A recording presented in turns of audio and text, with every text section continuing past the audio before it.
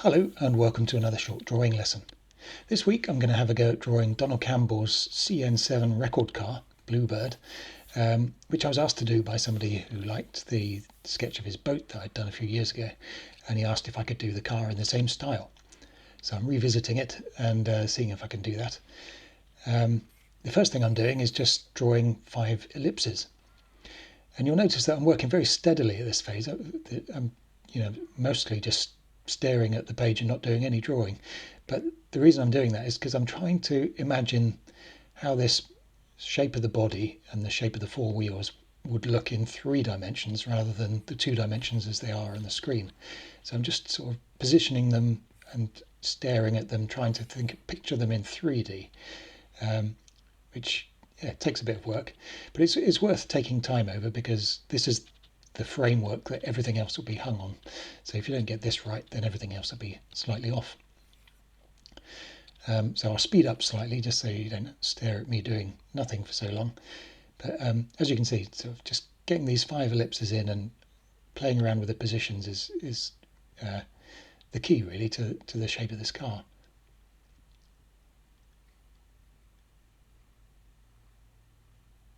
I flipped the image there as well, just because that can sometimes help. You can, when you stare at something for long enough, everything starts to look right. So flipping it is a good way of just making it look different again. But once I was happy with the positions of those 4 wheels, I could go on and add wheel arches and the fin at the back of the car. There's not really much to this car apart from the cutouts for the wheels and a small cockpit canopy that needs to go on the front as well. Otherwise, there's just some small panel joins and not much else. But this sketch won't actually make it to the final piece of work. This is just a guide for me to know where to put my painted strokes, and eventually I'll hide it all together and it will be gone. I realised at the end that the ride height was a bit too high, so I drew some slightly smaller wheels and just sunk everything down slightly. That's what I'm doing here now. Once that was done, I could add the brown colour that I used for the backdrop on the boat. And I also brought the boat in as a reference layer in the top corner there. And that would allow me to use it like a palette for my colours.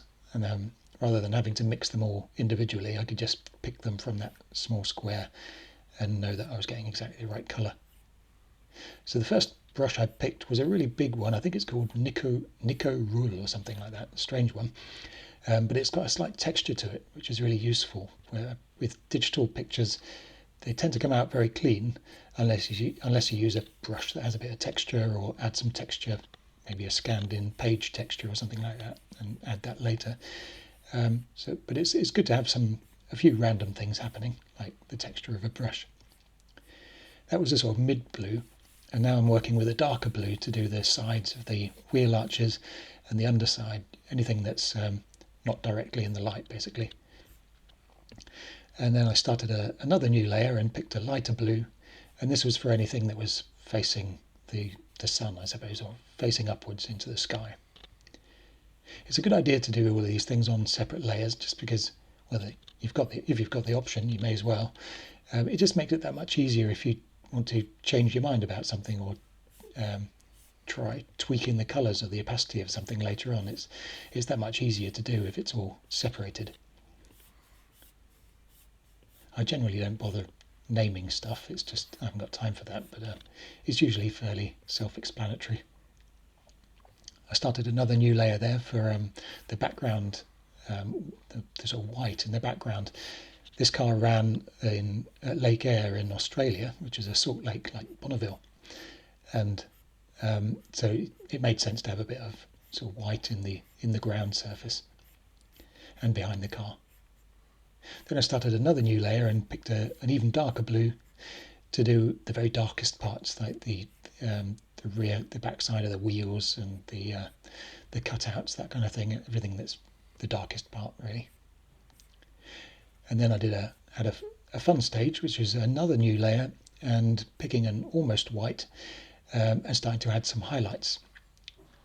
These are really great fun to do because it suddenly brings the shape out that much more, but you can get carried away and add too many, so again it's a useful thing to have on a separate layer because they often need toning down a bit at the end.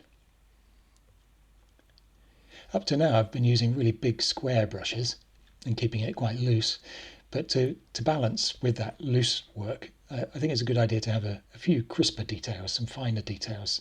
So I switched to something more like a pencil, and again on a separate layer with a white, I'm just adding kind of panel joins and little highlights and things on those panel joins, just so that the eye's got some nice fine details to look at, as well as those big fluffy shapes.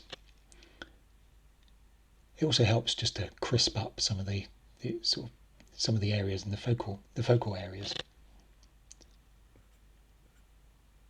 Here I'm doing a similar thing with a darker grey blue, just adding a bit more contrast to some of the sort of air intake, and I think I realised that it was all just a bit too blue, which it made sense on the boat with it being on water. I thought with the car actually maybe a bit of grey blue would be helpful, just to show that there are tyres and metallic wheels and things like that as well. So that's what I'm doing there, just sort of blocking in some dark areas. And on top of that, I'm just adding a suggestion of these metal discs that were the wheels. So I'm using a grey, not pressing too hard, just kind of filling in a circle shape. And on top of that, I'll add some finer details, just like the little highlights, to show it's metal and it's catching a glint from the sun.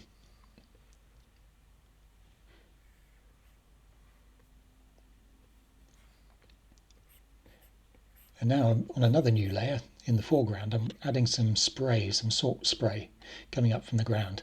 It's a good way of adding a bit of speed. And this is one of those things that's really scary with real paints, because you're terrified of ruining a nice picture. But with digital, it's just you're much braver, or you can be much braver. So here, this is the stage where I've hidden the original pencil sketch, the guide sketch, and it has meant that it's all got a bit more wishy-washy. So I'm using a pencil with a darker blue, just to introduce or bring back some of those lines in places that just need a bit more detail bringing out. But it is a nice step to hide those pencil lines. It stops it looking like a colouring book page. It makes it a bit more painterly, I suppose. So now I'm just adding a few sort of whiz lines to the sort of streaks off the highlights and things. Anything that I can do to add a bit more speed.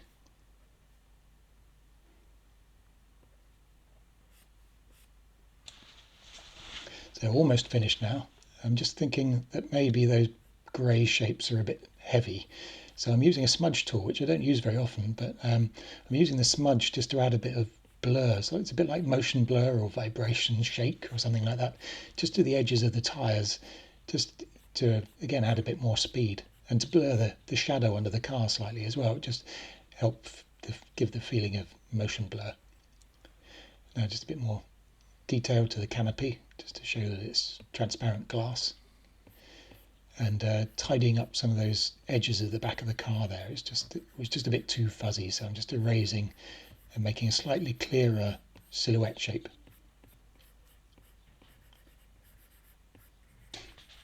Now I'm just erasing through some of that salt spray. I think I realised that I'd obscured the back end of the car a bit too much, so I'm just using the eraser there to reveal some of that blue, sort of bring the motion blur back, the speed lines.